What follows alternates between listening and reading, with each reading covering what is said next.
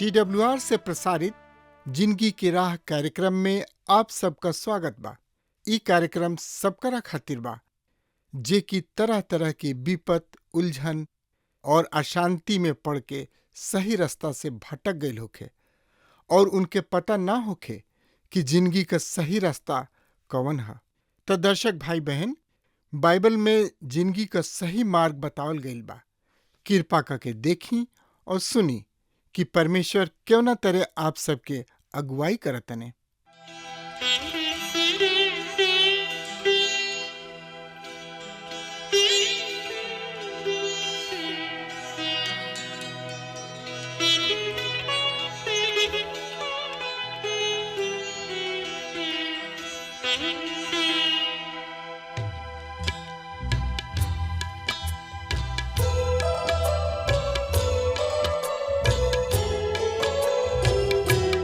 एक दिन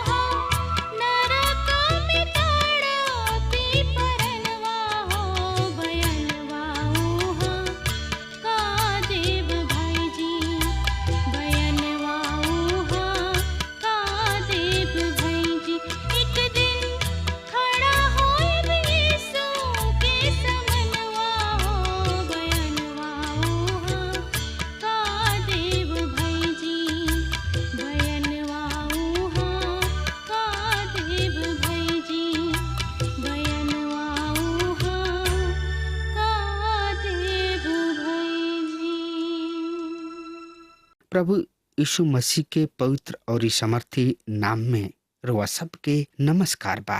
मित्र, पवित्र शास्त्र बाइबल अध्ययन कार्यक्रम में सम्मिलित होखे वाला सब भाई बहन लोगन के हमरा ओर से अभिनंदन बा। आशा बा कि रुआ प्रभु के दया से कुशल बानी और आज के जिंदगी के राह कार्यक्रम में शामिल होके खातिर तैयार बानी। आज से हम यूहन्ना के पत्री के अध्ययन शुरू करे जा रहल बानी। यूहन्ना के दूसरा पत्री नया नियम के पत्री है। आई मुख्य विषय के बात सब पर एक नजर डाली जा। सबसे पहले हमनी के यह बात पर ध्यान करे के कि ई पत्री एगो व्यक्तिगत पत्री है। दूसरा शब्द में कहल जाओ एगो घर पारिवारिक पाती है, जोना में केवल 13 पद बा। जहाँ तक एकर लेखक के सवाल बा, ए पत्री के लेखक प्रेरित यूहन्ना ही हमें, जौन की सुसमाचार लिखले, अर्थात यूहन्ना रची सुसमाचार जौन की लिखले उहे एकर लेखक हमें। प्रेरित यूहन्ना प्रभु यीशु मसीह के चेला सब में से एगो रहन और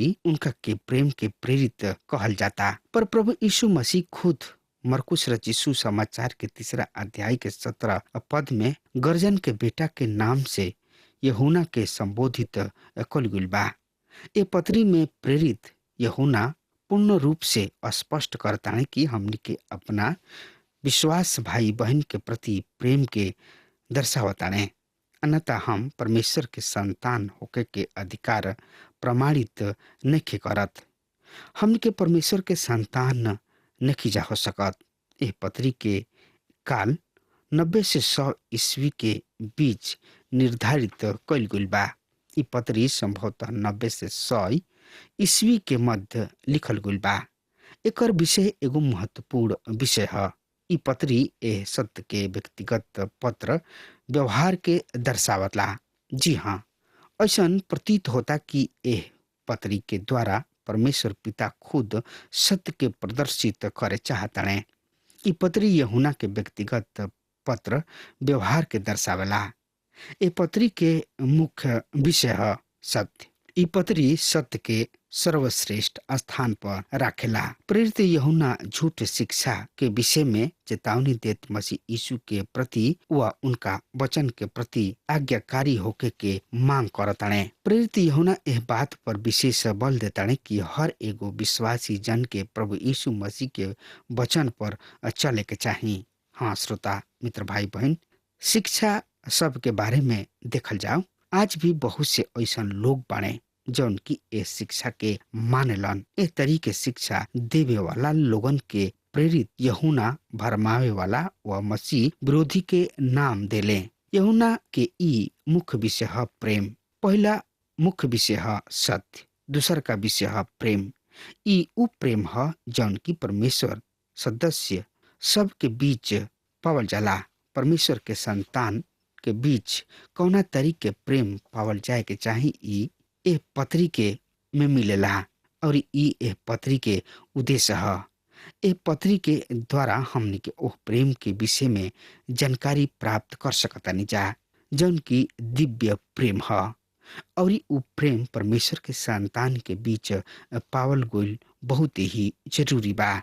मित्र, अगर हमनी के यूहन्ना के पत्री के ओर देखी, ओकरा ऊपर नजर डाली तो यूहन्ना यीशु समाचार के अतिरिक्त पहला यूहन्ना ओकर 3 अध्याय 10वां पद जब एकरा के हमनी के देखतानी जा तो वहाँ पर ए तरी से लिखल बा, ऐसे परमेश्वर के संतान और इस शैतान के संतान जानल जाले कि जौन केहू धार्मिकता पर आचरण ना करला उ परमेश्वर से ना, और उ भी ना जौन की अपना भाई से प्रेम ना करेला।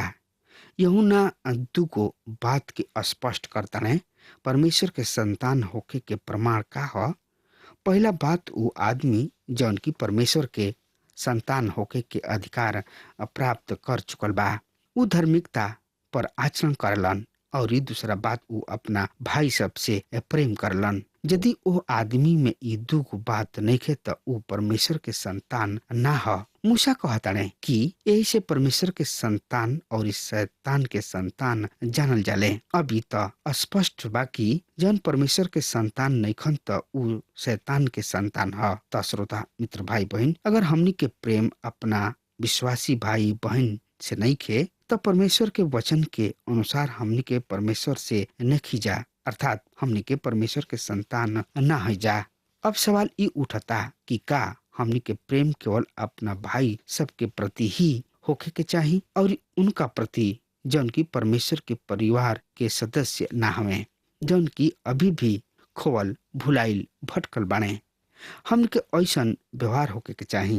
ये महत्वपूर्ण सवाल बा। अनेक भाई बहन जौन की मसीही विश्वासी भाई बहन हमें, उ एह बात के ओर सतर्क नहीं खन। उ अपना मसीही विश्वासी भाई बहन से तब प्रेम राखेलन, पर बहुत से ऐसा लोग बाणे, विश्वासी भाई बहन बाणे जौन की ओह लोगन से प्रेम ना करेलन, जौन की अभी भी भटकल भुलाइल बाणे, खोवल बाणे। यहुना ए बात पर भी जोर देताणे, बोल देताणे कि ऐसा भटकल लोगन के साथ हमनी के कैसन व्यवहार होके के चाही। का उनका से भी हमनी के प्रेम करी जा? तन की साफ परमेश्वर के प्रेम के त देखी। रोमियो के पत्री के 5वां अध्याय के 8वां पद में प्रेरित पौलुस कहताणे कि जब हम पापी ही रही, मसीह यीशु समय पर हमरा खातिर क्रूस पर बलिदान पहले, तो हमनी के देखतानी जा कि परमेश्वर के प्रेम तो ऐसन बा कि उ अपना बैरी सबसे दुष्ट और पापी मानव से प्रेम कैलन और अपना बेटा के बलिदान होके खातिर दे दिले। तो हम परमेश्वर के संतान हई, तो हमनी के प्रेम कैसन होके के चाही। यूहन्ना रचिसु समाचार के 3 अध्याय के 16वां पद में हमनी के ए तरी से बतावल गइल बा कि परमेश्वर जगत से अर्थात समस्त मानव जाति से ऐसन प्रेम कैलन कि उ अपन एकलौता बेटा दे दिले, ताकि जे केहू विश्वास करी नाश न होई पर अनंत जिंदगी के पाई। हाँ श्रोता मित्र भाई बहन, परमेश्वर व्यक्ति विशेष से प्रेम ना कैलन, पर जगत से प्रेम कैलन, सब विश्व से प्रेम कैलन,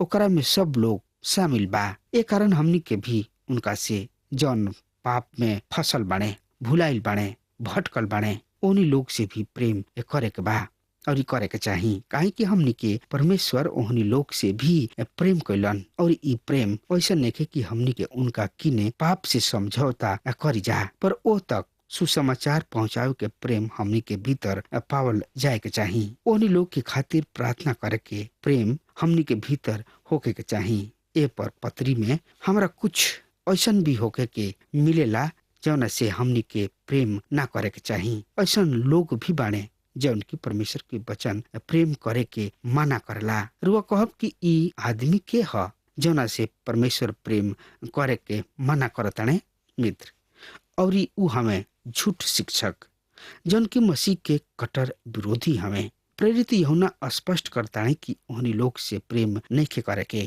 काहे कि ओहनी लोग परमेश्वर से प्रेम ना करलन। अभी अभी हमनी के यह पत्री के प्रमुख विषय पर संक्षिप्त नजर डलनी है जा। अब आई पत्री के अध्ययन शुरू करी जा। तरुआ हमरा संगे आपन पवित्र शास्त्र बाइबल निकाल लिहनी। हाँ तो ओहमे देखी यूहन्ना 2 पत्री एकरा पहला पद के अब हमरा साथ देखी। यहाँ एह तरी से लिखल बा, हमरा प्राचीन के ओर से ओ चुनल गइल महिला तथा ओकरा बल बाचा के नाम जेकरा से हम सत्य में प्रेम रखिना, और न केवल हम वरन उ सब भी जौन की सत्य के जानलन, अर्थात ओह सत्य के कारण जौन की हमनी में बनल रहला और सदा हमनी के साथ रहला। अनुग्रह दया शांति परमेश्वर पिता और यीशु मसीह के ओर से हमनी के सत्य और प्रेम में बनल रही हैं। हमनी के साथ सत्य और प्रेम में बनल रही हैं। हाँ श्रोता मित्र भाई बहन, हमनी के विषय है सत्यता में प्रेम, अर्थात सत्य के सीमा में प्रेम कैलन। पहला पद में यूहन्ना लिखताणे कि हमरा प्राचीन के ओर से ओ चुनल गइल महिला तथा ओकरा बाल बच्चन के नाम जौना से हम सत्य में प्रेम रखिना, और न केवल हम वरन उ सब भी जौन की सत्य के मानेलन। प्रेरित यूहन्ना के ई 2 पत्री बहुत ही व्यक्तिगत बा, जैसे कि हम रउआ के पहले बता चुकल बानी, और ई पत्री सही में बहुत ही व्यक्तिगत पत्री है। जौन की कलीसिया के प्राचीन के द्वारा एगो चुनल गोइल और ओकरा बाल वचन के लिखल गुल बा। यहाँ पर प्रेरित यूहन्ना खुद के प्रेरित ना कहत प्राचीन कहतणे, जौना के यूनानी भाषा में पेश बीटर भी कहल जाला। ये पत्री में उ कौनो चुनल गोइल व उनका वचन के संबोधित करतणे। अब ए संबोधन के दूगो अर्थ निकलेला। पहिल का या त ई संबोधन कोनो विशेष महिला व उनका वचन के खातिर बा, या फिर ई कोनो स्थानीय कलीसिया के खातिर बा। और ई जहाँ तक संतान के संबंध बा, ई संतान ए महिला के संतान भी हो सकेले और ई ओह कलीसिया के आत्मिक संतान भी हो सकता, जेकरा विषय में प्रेरित यूहन्ना यहाँ चर्चा कर रहल बाड़े। इस दृष्टि कोण से ई पत्री व्यक्तिगत होत भी व्यापक बन जाले, जौन की समस्त विश्वासी सब के खातिर बा, जौन की प्रभु यीशु मसीह में एगो देह बा, जौना के हमने के कलीसिया कही न जा। तब आगे प्रेरित यूहन्ना कहताने कि जेकरा से हम सत्य में प्रेम करीना, ए पत्री में सत्य पर अधिक बल दिहल गुल बा। जैसे कि हमने के रुआ के पहले बतावनी कि ई शब्द ए पत्री के मुख्य शब्द है, जैसे कि हम रुआ के शुरू में दिले रही।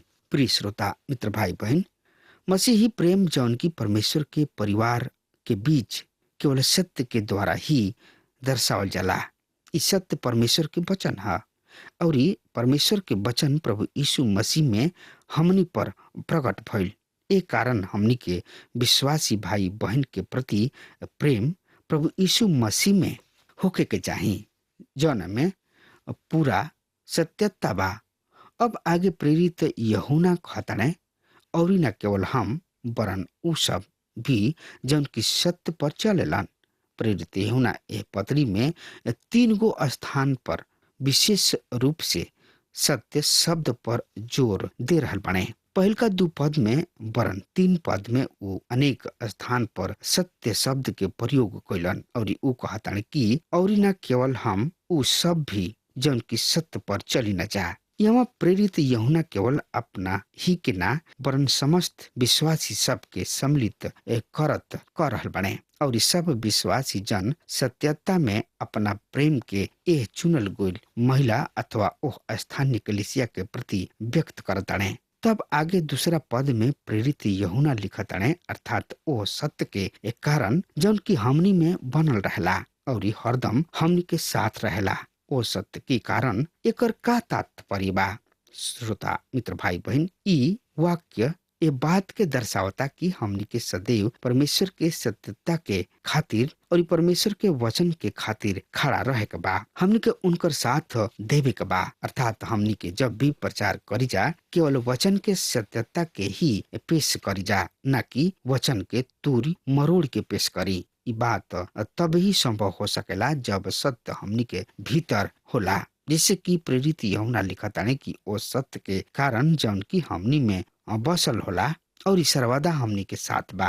ई बात साफ बा कि जौन कुछ हमनी के मन में होला हमनी के वही बात के व्यक्त करना जा। यदि हमनी के भीतर सत्य बा तो हमनी के सत्य ही के चर्चा करब जा, और यदि हमनी के भीतर झूठ बसल बा और हमनी के व्यर्थ के काम में अपना जिंदगी के खर्च कर रहल बानी जा, धोखा बाजी झूठ फरेब में अपन जिंदगी बिता रहल बानी जा, तो हमनी के मुख से भी यही तरीके बात निकली। यदि हमनी के भीतर सत्य निवास करता तो हमनी के सत्य ही के पेश करब जा। ये हमनी के जिंदगी के अंग बनल बा। हम परमेश्वर से धन्यवाद करतानी कि सत्य जौन की प्रभु यीशु मसीह हमें सदा सर्वदा के खातिर है। प्रभु यीशु मसीह कोनो अस्थाई ना हमें, उ अस्थाई हमें, उ सदा के खातिर हमें, ई अमर हमें और विश्वासी के भीतर ए सत्य के पावल बहुत ही आवश्यकता बा। ए युग में हमनी के केहू पर भी विश्वास नहीं जा कर सकत, कभी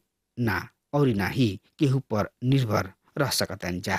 पर परमेश्वर के धन्यवाद होखे कि उ हमनी के बीच में डेरा कोइलन, निवास कोइलन, हमनी के बीच आके रहले, उ देह धारण कोइलन और मध्य निवास कोइलन और इस सत्य के द्वारा जौन की प्रभु यीशु मसीह बाणे, इस सत्य जौन की कभी ना बदलेला, हरदम हमनी के साथ बा। प्रभु यीशु मसीह कहले, देख हम जगत के अंत तक तोहरा साथ बानी। कैसन सुघर शब्द बा श्रोता मित्र भाई बहन, बाकी ना ई सुगर शब्द जौना सत्य के हमनी के ग्रहण करी न जा, उ सत्य सदा हमनी के साथ रहला। एकरा द्वारा अर्थात सत्य के द्वारा ही परमेश्वर खुद के हमनी के ऊपर प्रकट कैले कि हमनी के उनका के जानी जा, पहचानी जा और उनका साथ रही जा, उनका दृष्टि के पहचानी। प्रभु यीशु मसीह हमनी के बतौले मार्ग, सत्य और जिंदगी हमई हई, बिना हमारा केहू पिता के पास नहीं के पहुंच सकत। हाँ श्रोता मित्र भाई बहन, यह परमेश्वर के संतान जे परमेश्वर से प्रेम ना करला, परमेश्वर से धोखाबाजी करला, उ एकदम प्रभु के जन्ना है। और जे परमेश्वर के अनुसार, प्रभु के अनुसार जे चलेला, उनका कहला के जे मानेला, उनका आज्ञा पर अपन रात दिन ध्यान कैले रहला, उ परमेश्वर के बेटा बेटी है, उ परमेश्वर के जन है, उ विश्वासी है। हाँ श्रोता मित्र भाई बहन, अगर हमार बात रुआ तक पहुंच रहल बा तो आज वे यही घड़ी प्रभु यीशु मसीह की ने आई और अपना के दे दी और कहीं प्रभु हमारा नैया के पतवार तू ही बन जा, नहीं तो हमार नैया बीच मझधार में डूब जाई। हाँ श्रोता मित्र भाई बहन, लेकिन ये सब कब हुई? जब रुआ प्रभु यीशु मसीह पर विश्वास करब, अपना ईमान के ले आई, तब ही ये सब संभव बा, नहीं तो ये सब बेकार बा।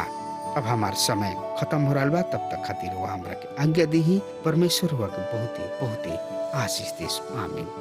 हमके विश्वास बा कि ई कार्यक्रम आप सब खातिर फायदेमंद सिद्ध भइल हुई। अगर आप सबके लगे बाइबल से चाहे आपकी निजी जिंदगी से कोनो सवाल होके, चाहे कोनो समस्या खातिर प्रार्थना करावे चाहतनी, तो हमारी फोन नंबर पर जरूर संपर्क करें और आज का दिन आप खातिर सुखद बना।